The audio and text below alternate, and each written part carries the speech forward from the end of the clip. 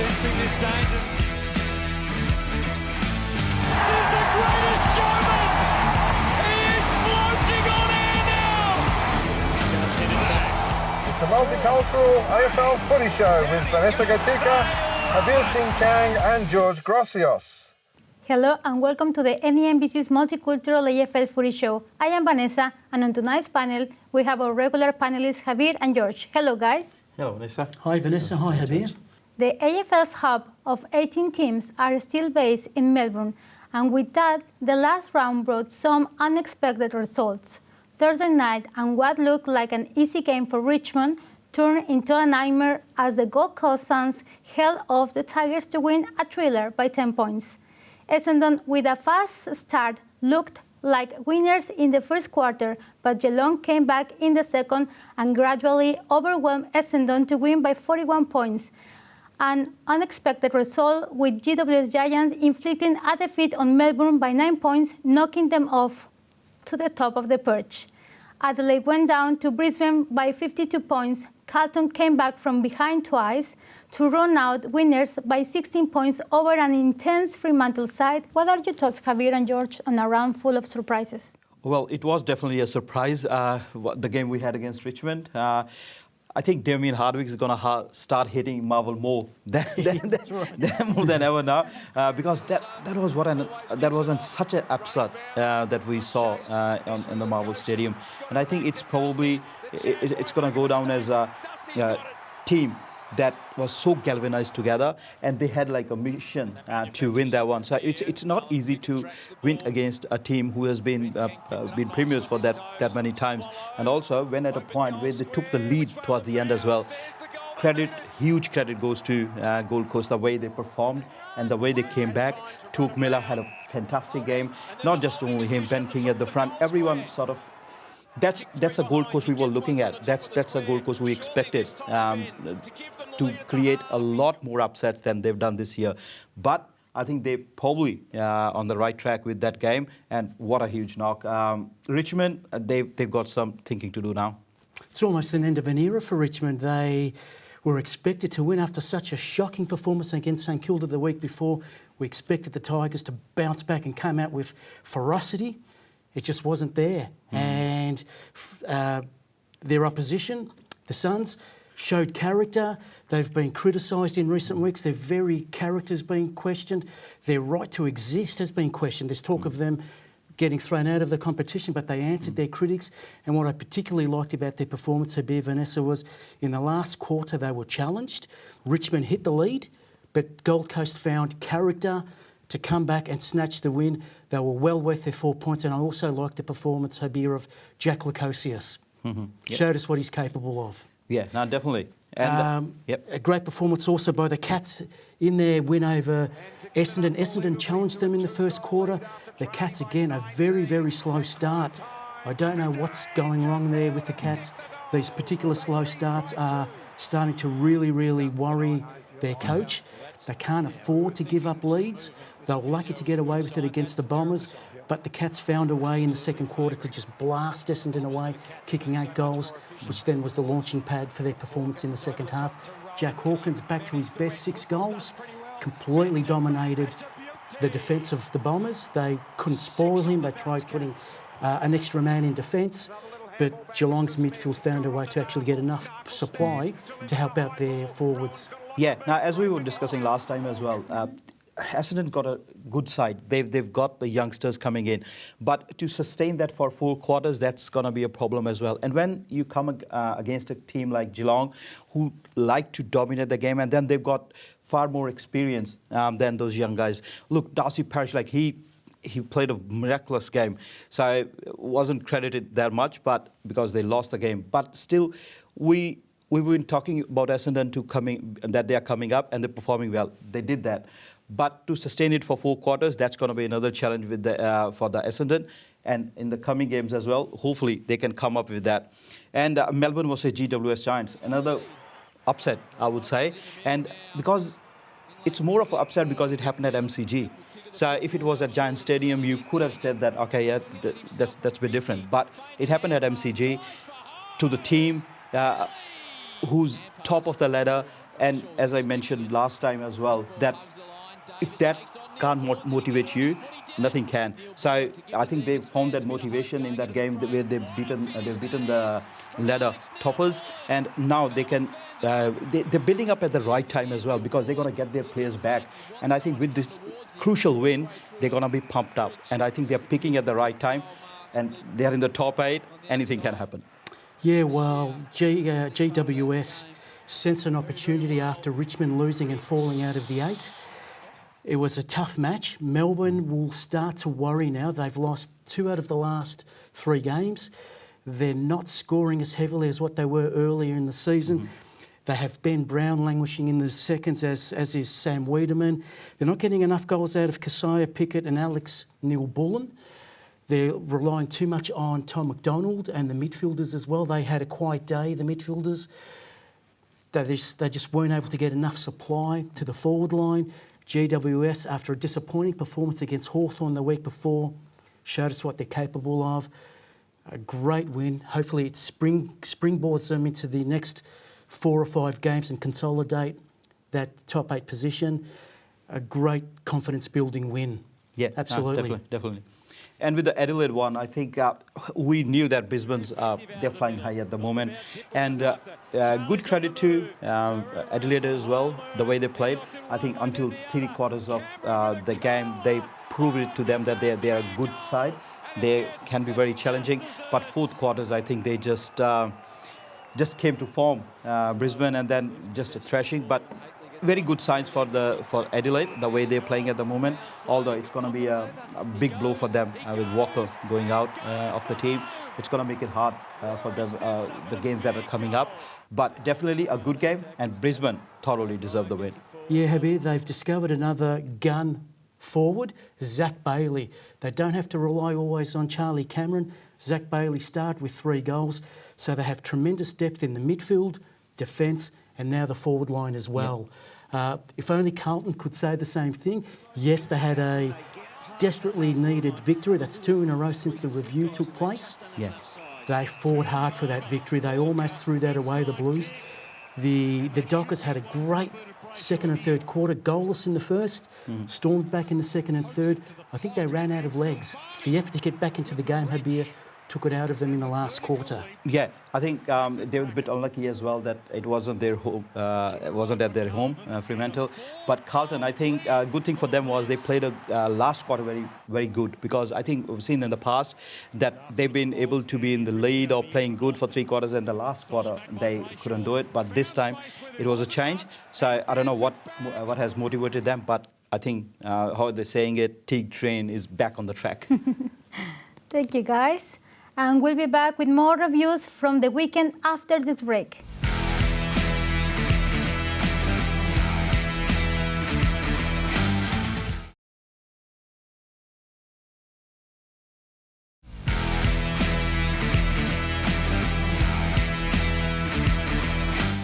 Last Saturday night, Port Adelaide rolled Hawthorn by 34 points to ruin Sean Burgoyne's 400th game.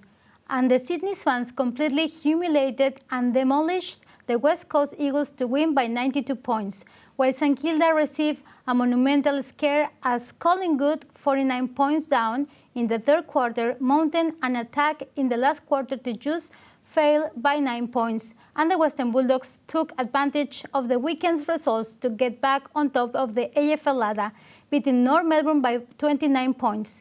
George, what do you make of those 4 matches? Well, starting off with the Hawthorn-Port Adelaide clash, I'm really disappointed with Hawthorn. Sean Burgoyne's 400th game, what a fantastic occasion, magnificent career. I hope it doesn't come to an end this season, but possibly it will. Hawthorn were terrible for the first half. They only kicked the 1 goal. At least in the second half, they showed a lot more spirit. They won the second half 6 goals to 5, so they take away a little bit of solace for their upcoming match, Harbir.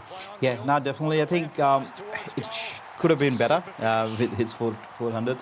But then again, if you reflect back on his career, he has done so much for the club, and it's been awesome career. So nothing, he should be really proud of what he's done. And in the end, I think it would have been good if he could snap a goal as well. but that didn't happen. Credit to Port Adelaide because they're building up again towards the end of the season. I think they probably had their issues with their game plan. I think they're finally getting into some sort of rhythm. So I think which is pretty good, and this is probably the right time for them anyway. But Hawks, disappointing. This year has been like that for them. And what a game. Sydney versus West Coast. Like, we know that GMHBA, it was demolishing for them last time as well. But it was like they didn't come there to play. The names they got at the moment, all the players are back. West Coast don't really have any excuse. Definitely not an excuse to get thrashed by a team like that. And it wasn't their home ground either. It wasn't SCG. So they didn't have that advantage too. So they really need to think like they were performing better with probably with the less players aside. I think they need to come up with some plan now. Ruck is not doing too much at the moment, Nick Nat. And then with all the forwards and back as well, McGowan, they couldn't find their rhythm. So I don't know, they got to do a lot of work with their team at the moment. Otherwise, this season is pretty much over for them. Yeah, Adam Simpson is at a loss over that particular performance. The match that you referred to where they lost by 97 points, who became in round 6 against Geelong. So it's not a happy hunting ground. For some reason, they seem to get stage fright when they get to GMHBA, performance anxiety. I don't know what it is, but they just don't turn up. They were awful. Take nothing away from the Sydney Swans. Great to see Buddy Franklin at his best. And the whole Swans team, for that matter, were fantastic. They dominated the ruck contests, the stoppages. They were able to move the ball at will. No pressure. It was almost bruise-free football. Yeah. So terribly disappointing. Collingwood were terribly disappointing for 3 quarters against St Kilda. The Saints looked on track to record a massive victory. They were 8 goals up at 3-quarter time. And then St Kilda, as they've done a few times this season, just stopped and let Collingwood back into the match, Harbir. Yeah. That would have brought those dreams back, those nightmares against Adelaide, the way they performed against them as well. But lucky for them, they were able to hang on with just 9 points. But Collingwood, they left it too late. Oh, where was that passion? Where was that game before? And which came in the fourth quarters. And I think that's the questions they need to ask. And there hasn't been much of a change as far as their playing mode is concerned from Nathan Buckley to Harvey. So I think there needs to be some introspection done over there too. We're talking about few teams who needs to check into that, but that's what the case is at the moment. They really need to go back to the basics and come up with the actual game plan which works for them. And Bulldogs versus North Melbourne, well, that was always on the cards. We're expecting that, but I know both of you guys are really happy. Yeah, definitely. And huge credit to North Melbourne, the way they played. We've been talking on this show about how they are improving every time, and this was a perfect example. They gave Bulldogs some scare as well during the game. When they were moving their ball, like it was so fantastic, and then their movement can.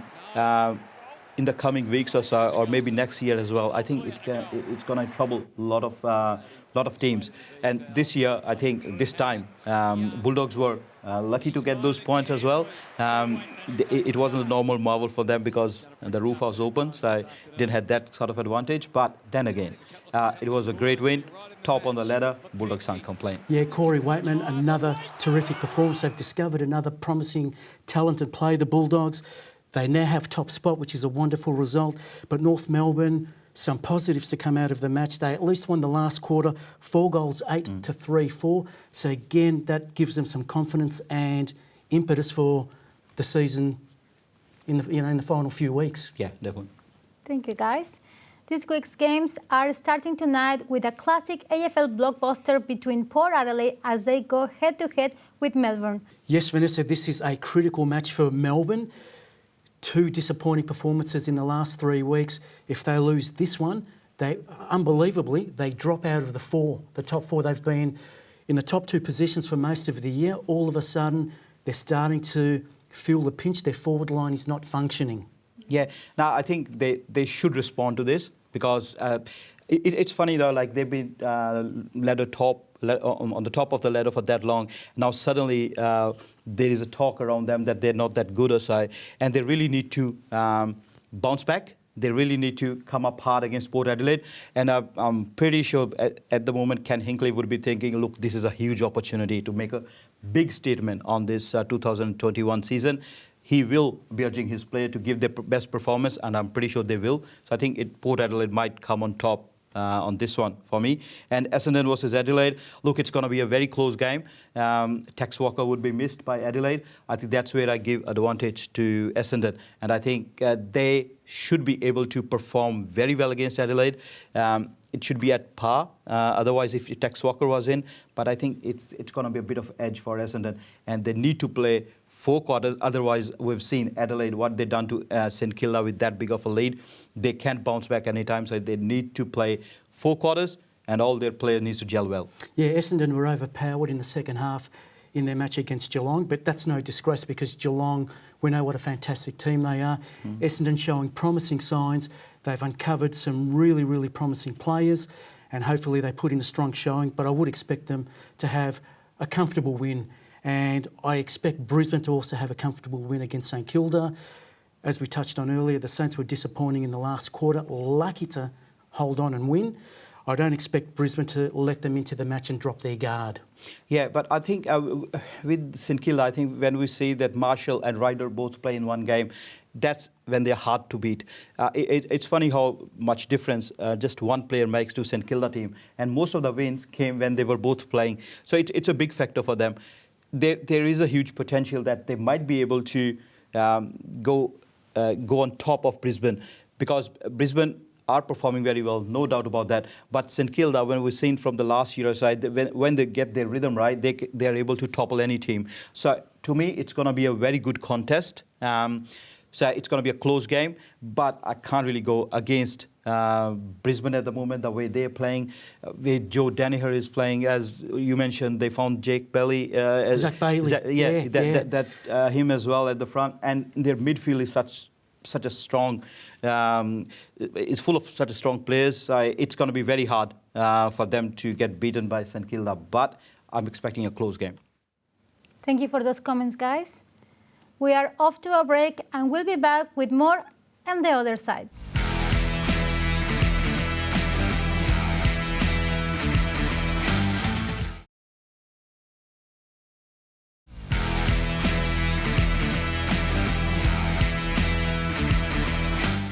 Welcome back to the show. Now, the rest of the previews have the potential to be close and hard-fought. The GWS Giants take on the Gold Coast and Hawthorn play Fremantle, while Richmond hosts Collingwood from the MCG. On Sunday, the Western Bulldogs take on Sydney Swans. Carlton played Geelong from the MCG, and West Coast play North Melbourne.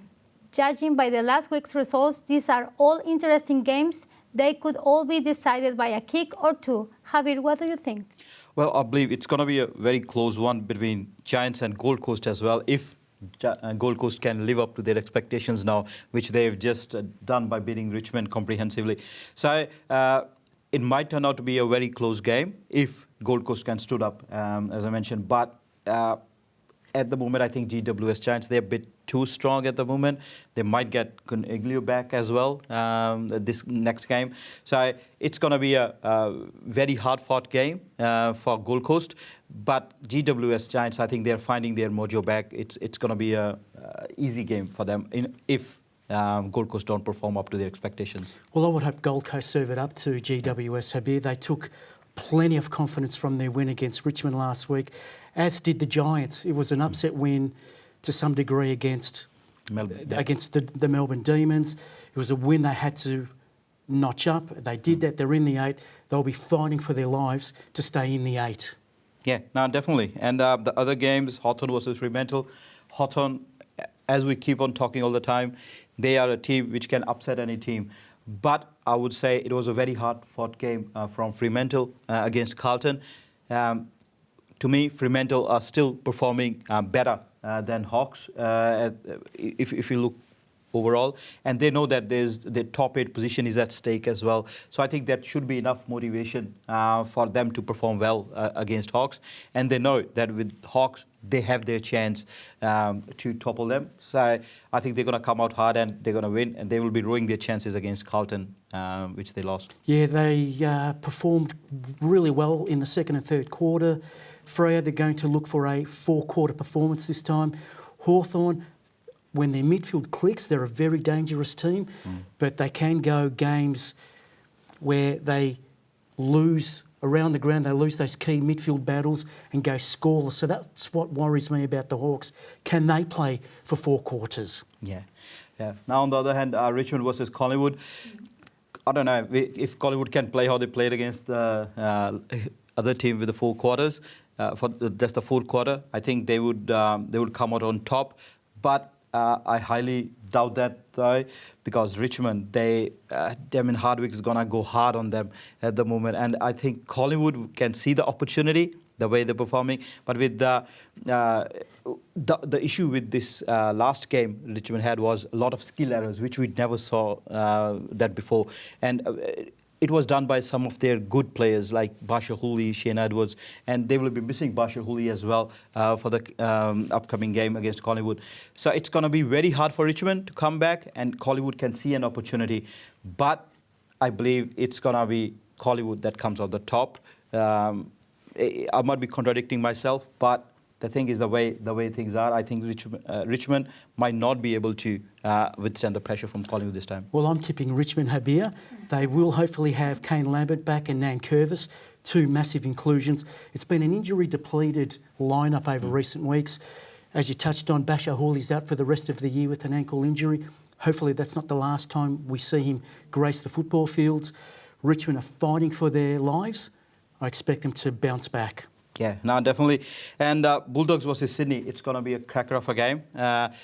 I think it's going to be very hard to stop Buddy. We know that the defender's been galvanising well at the back for Bulldogs, but to stop Buddy, the kind of form he's in, it's going to be a big issue. And then that gives advantage to the Sydney as well, that when you're concentrating on Buddy at the moment, you have a lot of other players who are very keen to perform, the young side, and they're going to be... This game's going to be a very fast-paced, and if Bulldogs can't keep up, Sydney might topple them over. Although with the form, I'm still going with the Bulldogs. They should be able to win Sydney and come out on top in this game. Yeah, well, I'm expecting Western Bulldogs to prevail.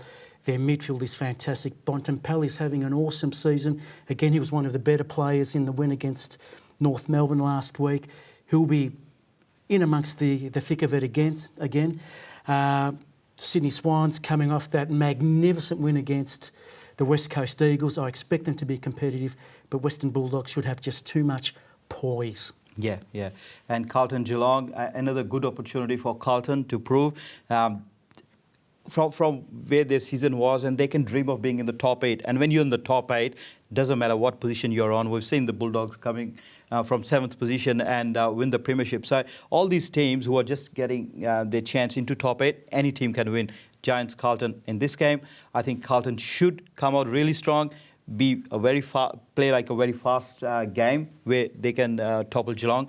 But then again, Geelong at MCG without Jeremy Cameron, it's going to be a bit hard, I think, for them. So I think Carlton might come on top in this. Yeah, look, that's a great point, Harbir. The loss of Jeremy Cameron cannot be understated. Hawkins, he was in fantastic form last week, kicking 6 goals. Can he shoulder the responsibility on his own again? Gary Rowan's been quiet of late, so he needs to step up. Carlton at least are getting output from Harry Mackay. And it was great to see Jack Silvani have a fantastic match last week, so hopefully he can carry on and get some momentum in his game. But I do expect Geelong to prevail.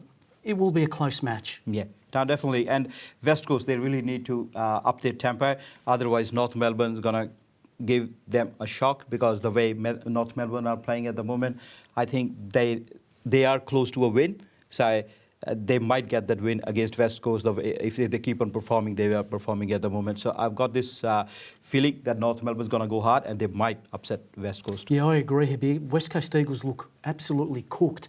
They are spent. They didn't fire a bullet last week against the Sydney Swans. at Geelong's ground, GMHBA. I know it hasn't been a happy hunting ground for them, but that's no excuse. If they turn up with that sort of effort against North Melbourne, they will get done.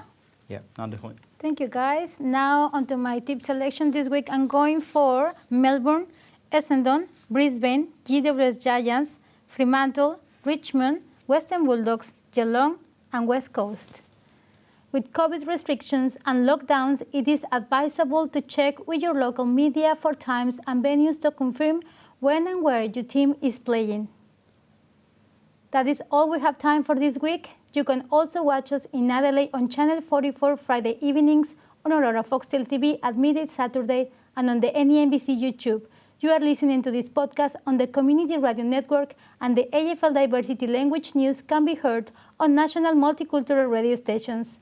I am Vanessa Gatica. I'm Harbir. And I'm George Grossios. Thank you, and see you next week.